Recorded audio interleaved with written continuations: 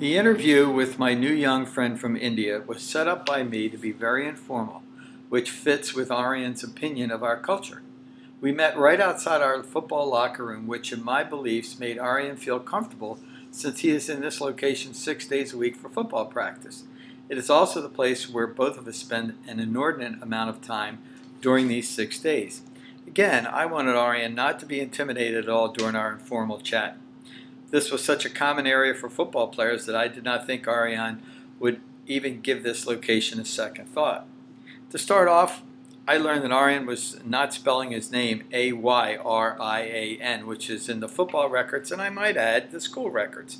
That was interesting to me, as I thought my friend would feel bad about the obvious mistake, but apparently Aryan was not bothered at our administrative error. I wanted to make the interview as delicate as I could, not wanting to ask questions that may offend Aryan in the slightest. I learned a lot about Aryan from the 16 questions that he answered. I was going to ask him only 6, but he was so engaging that I was really enjoying being with him. The more we talked, the more comfortable I was becoming, which kind of turned the tables on my original plan.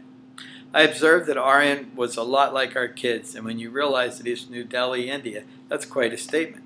He likes American food, pizza being number one. He likes rock music, and he likes American girls.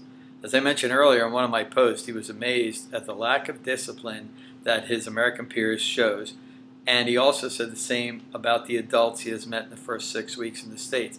This is quite an indictment of our present society, I think, to say the least. As per Cobb and Joplin, I think that learning through observation, which is Cobb's third step, has helped my generating ideas or questions based on observing Aryan's initial responses to my first 3 or 4 questions. To simply fire a few questions at anyone without taking time to reflect on what I am hearing would have made my young friend very uncomfortable. As for reflecting where God might be at work, I asked Aryan about God, and he does believe in God, and his parents believe in God. His response was that both he and the family believe in God, but his father was the only one to worship.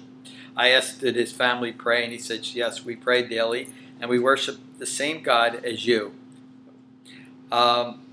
Aryan also said that when I asked him about do they celebrate our holidays, he said, not really, but I'm anxious to observe your Christmas and Halloween. I then asked him what his favorite subjects in school, and he said, I enjoy science, math, and study hall.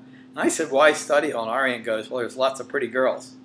Aryan, I asked also, what I thought about his favorite food, and he said pizza and cheesesteaks, although I'm not supposed to eat meat, so I substitute meat with chicken.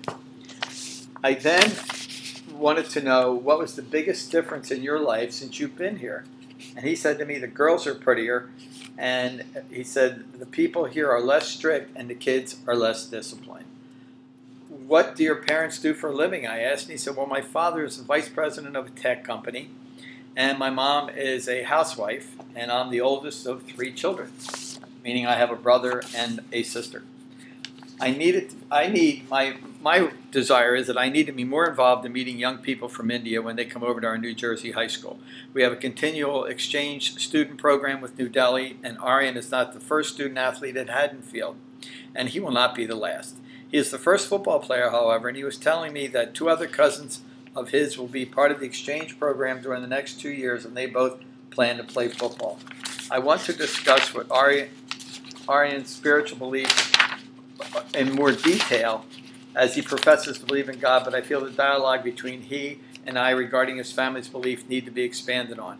I also need to know more about the everyday cultural aspects of a teenager's life in India. We touched on this rather briefly, mainly because of a lack of timing on both our parts.